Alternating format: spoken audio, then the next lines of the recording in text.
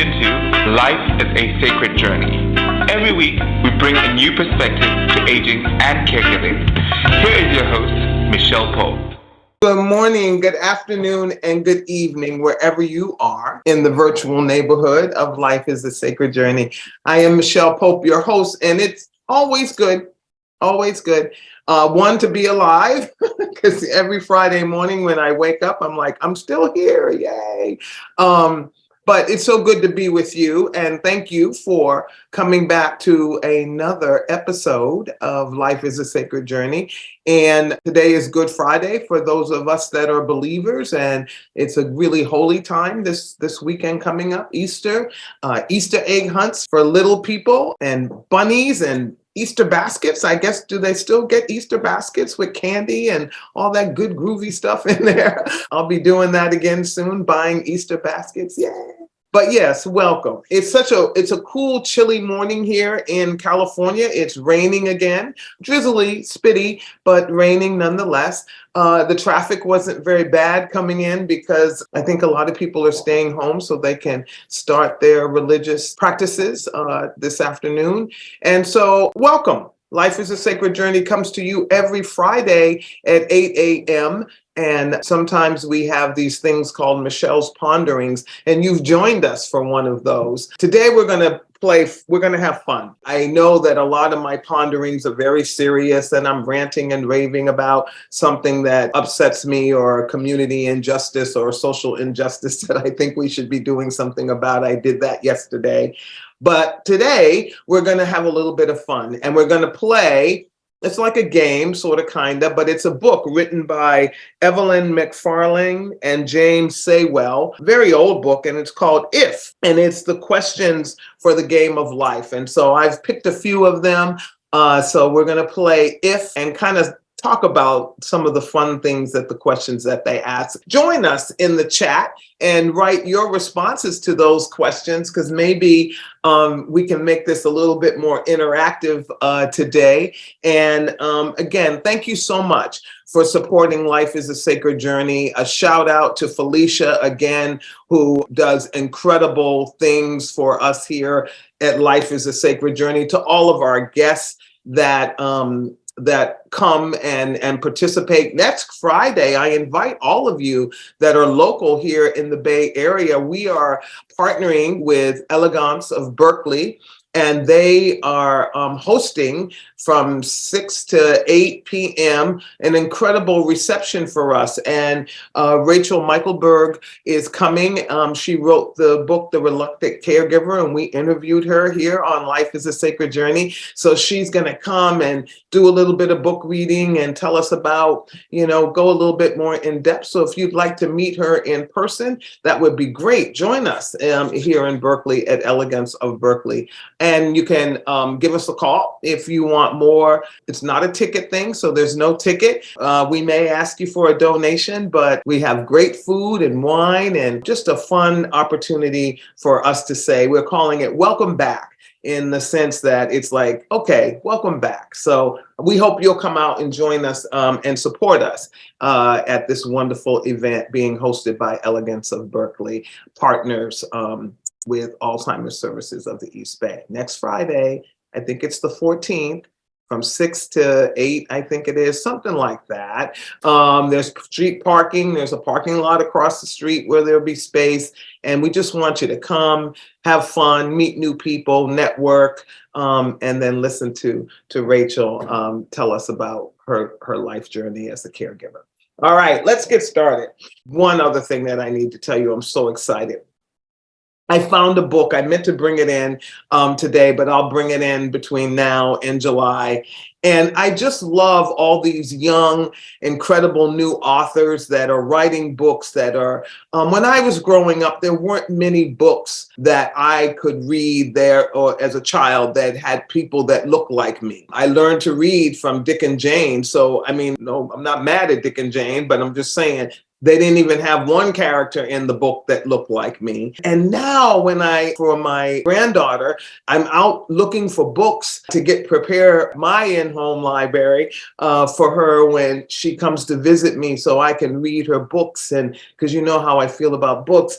And I found this wonderful book, and it shows an interracial couple, and it just shows where the world is going and where the world should have been, and all of that. And they're raising this beautiful little girl. And yeah, I'm just so excited, one, to be a grandmother, as you all know. But at the end of the day, that the world is changing, and we sometimes don't see it because there's so much mayhem and so much controversy and chaos in the world. But there's these little glimmers of hope that happen every single day, that we just have to look beyond the walls of the chaos and the drama and the evil and the violence that wears us all down. But there are glimmers of hope and new babies. One of my friends at church, her daughter just had a little baby boy, and then I think about Louie and Liv over the pond there, and I'm just so excited that they're in my life and I'm watching them grow. So look for the glimmers of hope in this time, because the world is just filled with mayhem, and so that's why I decided to kind of lighten things up today and to do If.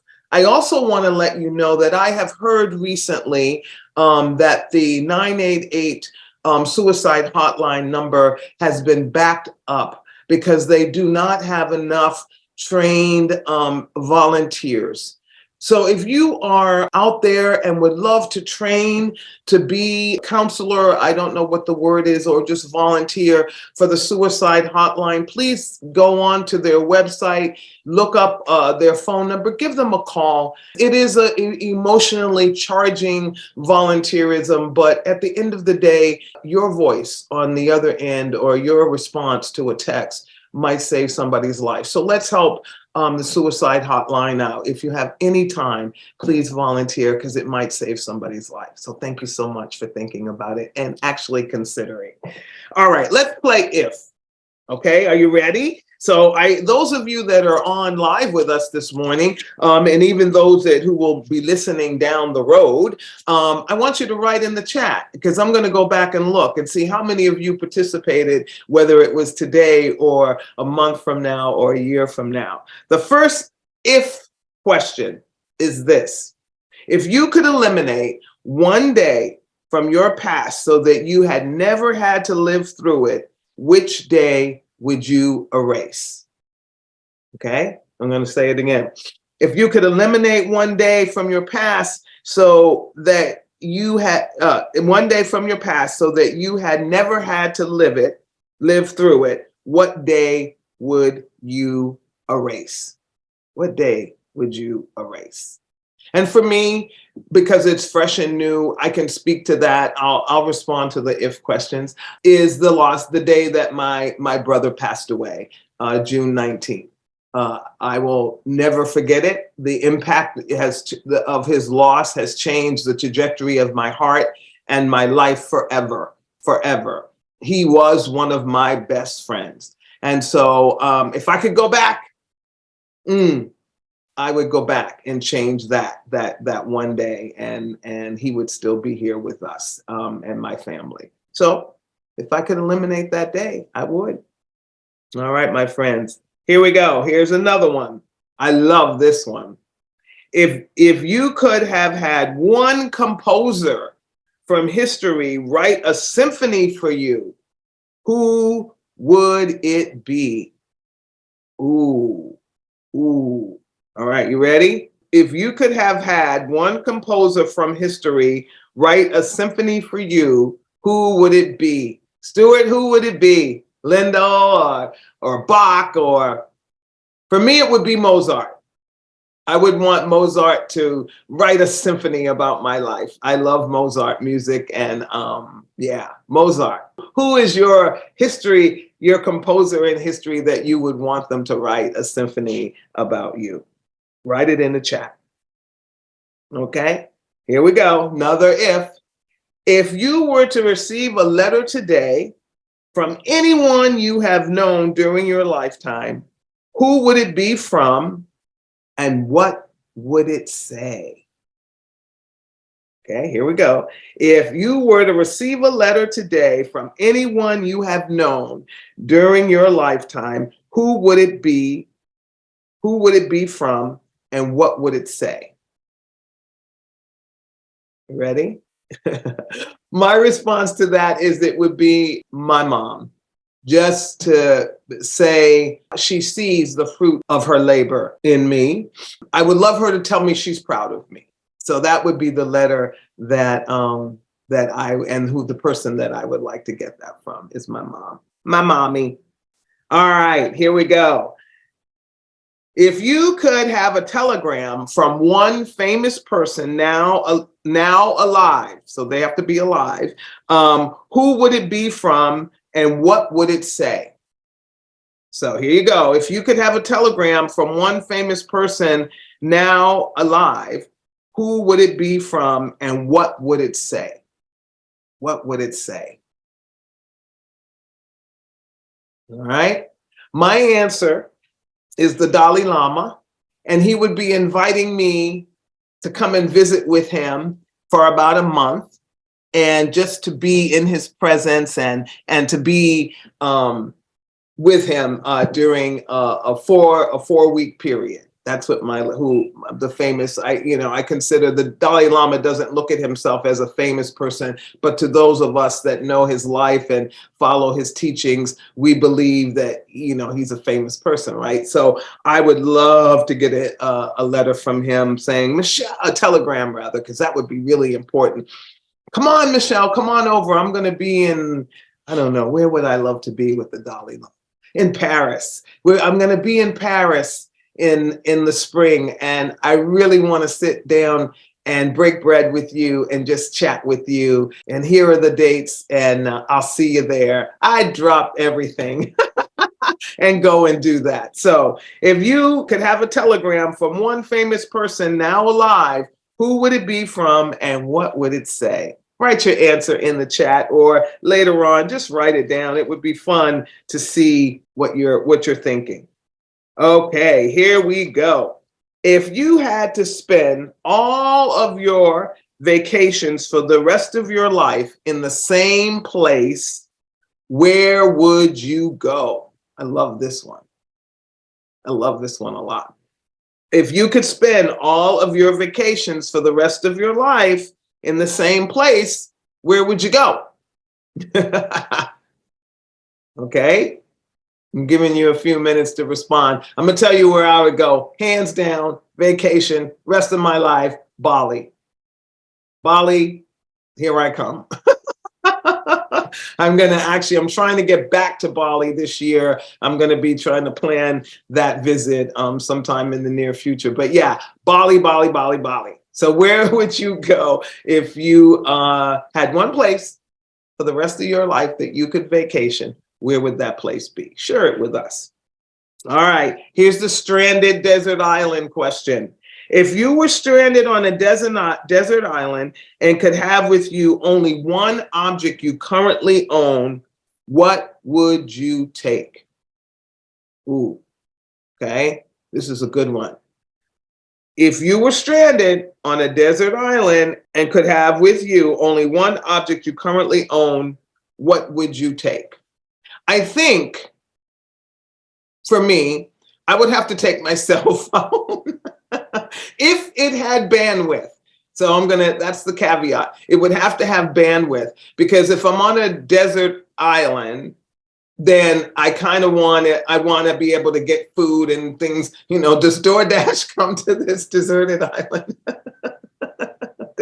So that would be one if all those parameters were met. And if not, let's see. At this point, it probably would be my guitar. Yeah, I think it would be my guitar, because I'm really learning it and getting into it now, practicing more. And I kind of love it, like I'm getting used to it, becoming a part of my appendage, and where it sits on my thigh, and I have an intimate relationship with my guitar. But yeah, so my guitar at this point. But the cell phone, number one. Okay. All right, here we go. We're going to keep moving on here. If you were to perform in the circus, what would you do? If you were to perform in the circus, what would you do? I would be, even though I have a fear of heights, I would be the trapeze artist. Ooh, just that with the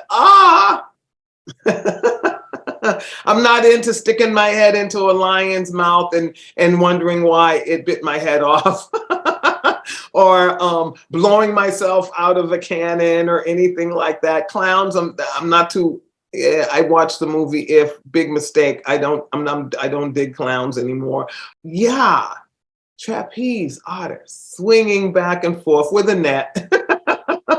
Like Cirque du Soleil. That's what I would love to do. So what would you, if you could do anything in the circus and then care for all the animals? So when I wasn't doing my wonderful Cirque du Soleil event for you, then I would be the caretaker of the animals, particularly the elephants. I love elephants. So what would you do if you were able to perform in the circus? The circus is not that popular anymore.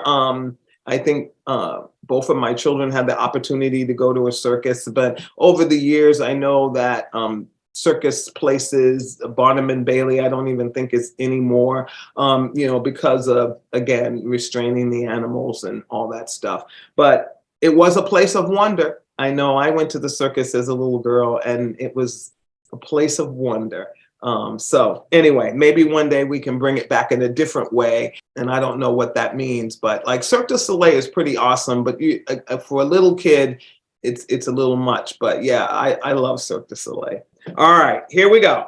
I'm trying to find fun stuff today. Today's an uplifting day, not a day of me attacking the microphone with the things that really bug me about the world. And I contribute in those things too. I want you to know, in my ponderings, I know that I contribute to all those things, or have contributed to all those things at one given time or one second in my life, because I am so not perfection. Know that I know that I'm not perfect. And yeah, but I never said that I was.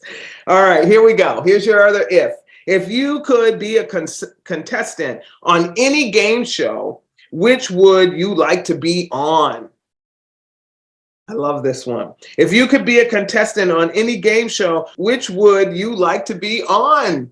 The Family Feud. Oh my gosh. I could see like some of my younger cousins and me and my daughter and my son and my daughter-in-law. How many people is that? Is that enough people? Whatever. But just mix it all up with different age groups and whatever, and we would rock the Family Feud. Okay. All right, family. If you're watching this, fill that application out. We could go win some money. So if you could be a contestant on any game show, which would you like to be on? And for me, it was the Family Feud. Love this one. Love this one. I love this book, actually. If you could read the mind of someone famous, who would it be? If you could read the mind of someone famous, who would it be?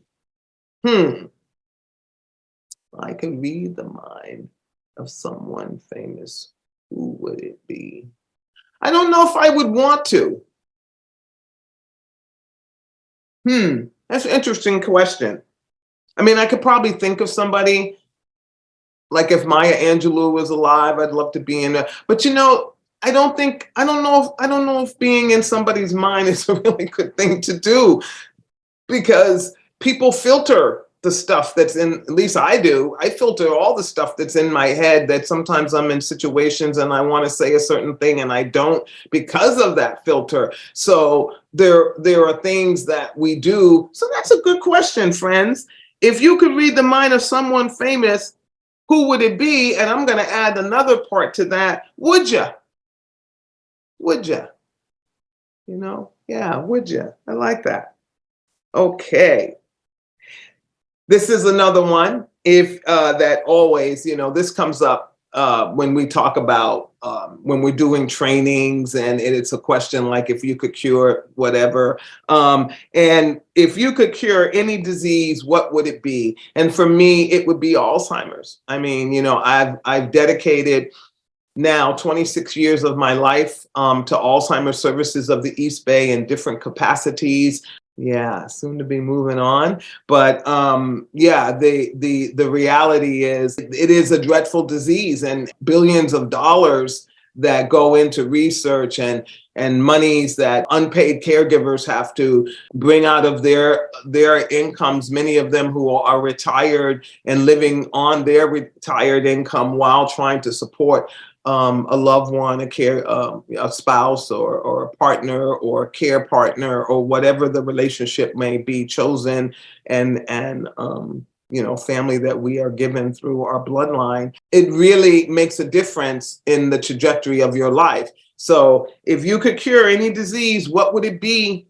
I thought of cancer immediately, but then I thought, Alzheimer's is something that makes aging so hard for people. And if a person can hold on to their cognition till the day they die, it's a richer life, and it's a life that's not stolen. And so Alzheimer's and cancer can be, certain forms of cancer could be cured. So that was kind of my scaling for which one I would choose. So the question was, for those of you that maybe joined us right here, is we're playing a game called If.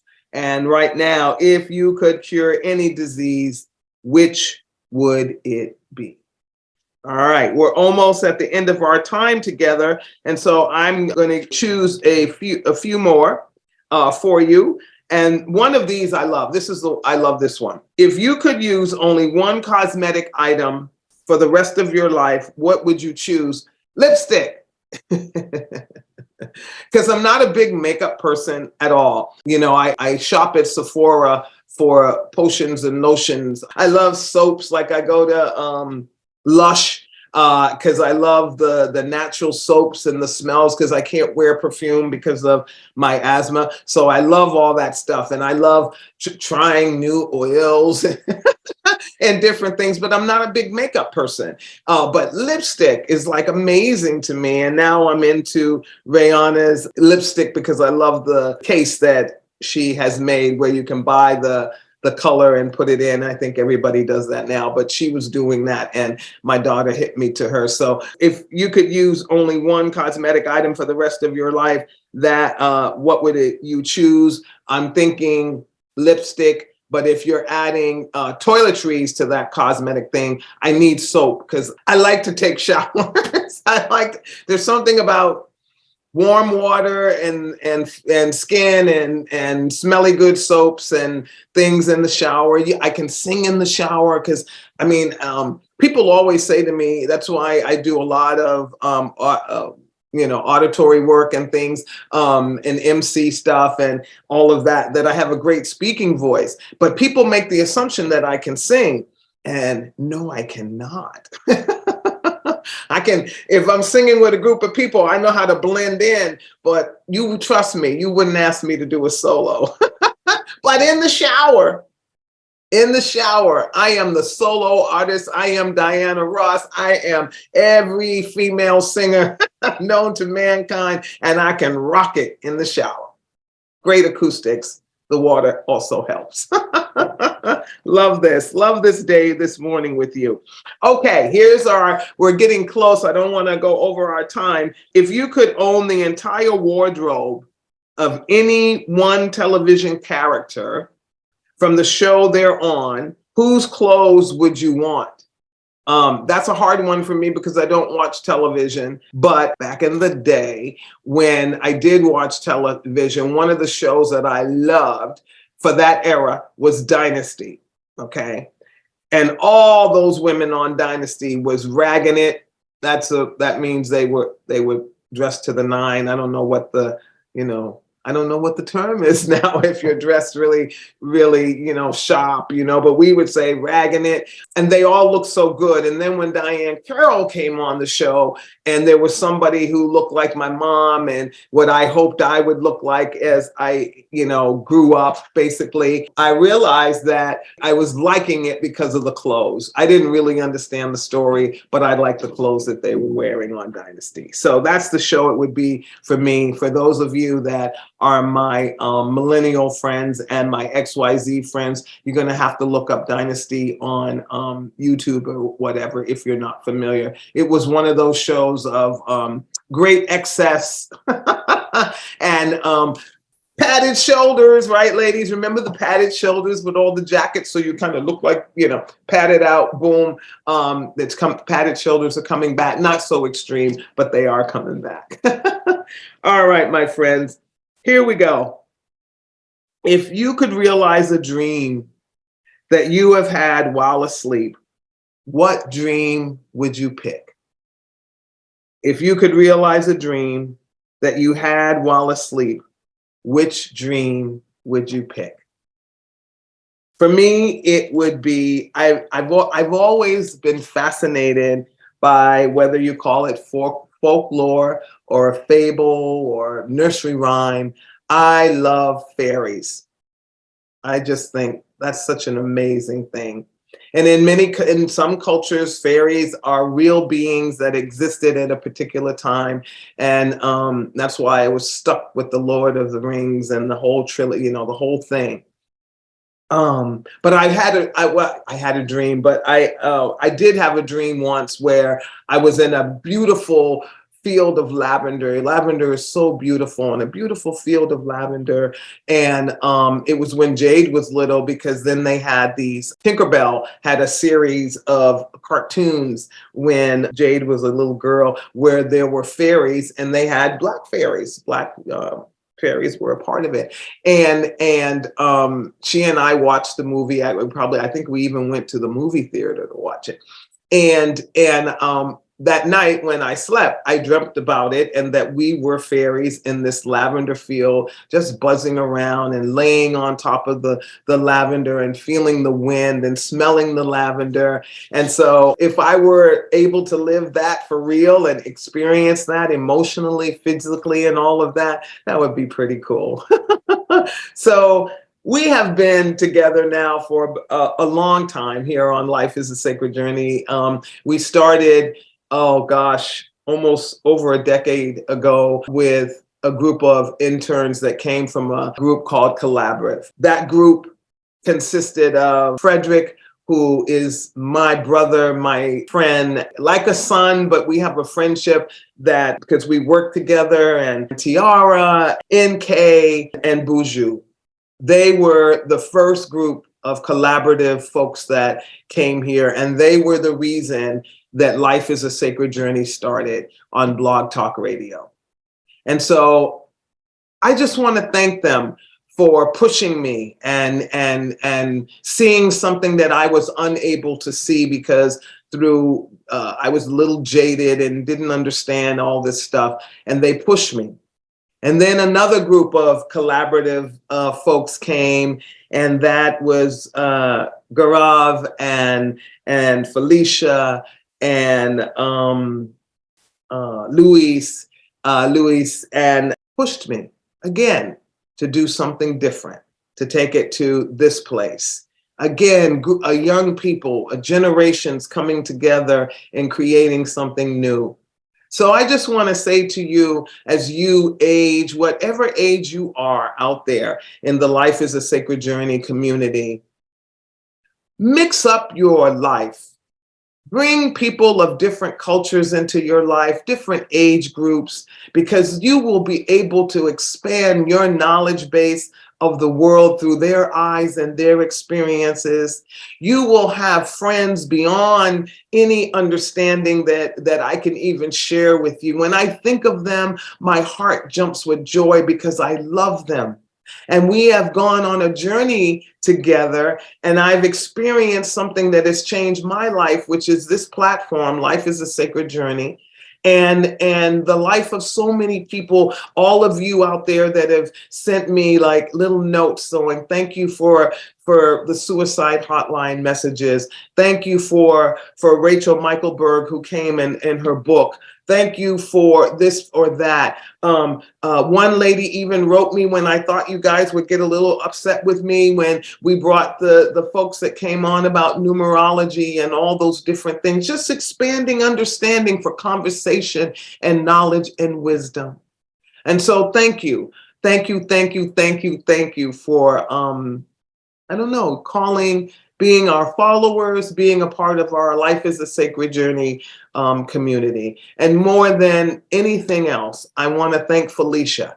She has been my partner now since the pandemic and made this possible. And even now, as she is experiencing one of the most beautiful times of her life, she continues to walk with me as my friend, as the producer of this platform. And no, we're not glossy, and no, we're not Good Morning America, but we're trying to get a message out that aging in place can be a magnificent thing, even though it does have its struggles, just like every season of everybody's life does. Every season has its struggles. But if we get out there and we give it our best shot, we can have a journey in our life that is sacred, and meaning sacred that you're living it to the best of your ability. So have a great, great weekend. Happy Easter to all of you. Have a great Good Friday to those of you that celebrate. And I know that we've been in a time of Ramadan and all of that. And so just peace and love to all of you out there in the Life is a Sacred Journey community. And you know, we always end this way. If you or anyone you know, right this second, or a moment from now, an hour from now, a day from now, a month from now, if you feel like your life is not worth living and you want to give up because you feel like you're not seen and you're not heard, then please pick up a phone, find a phone, and text or call 988. And as I told you in the onset of our time together, they need your help. They need volunteers. They're getting backed up. This is a struggling time in our world, and the mental health issues that we need to do so much work on is impacting the suicide hotline. So lift up those people, meditate, and thank them for volunteering. But if you're out there, you matter. The world would not be the same without you. Not to burden you with the world, but to say to you, we see you and we love you, even though we don't know you. And we want you to say, live, because your life is sacred. Have a wonderful weekend, everybody. And yeah, go find an Easter egg. I think the Easter bunny might be out and about in the next 48 hours. Go hug a tree. Pet a dog, pet a cat, but most of all, hug yourself and be kind to yourself. Even in those moments when sometimes you just want to beat yourself up, remember you're doing the best you can. And if, you know, you're having a bad day, give yourself grace. All right, my friends, peace. Take care.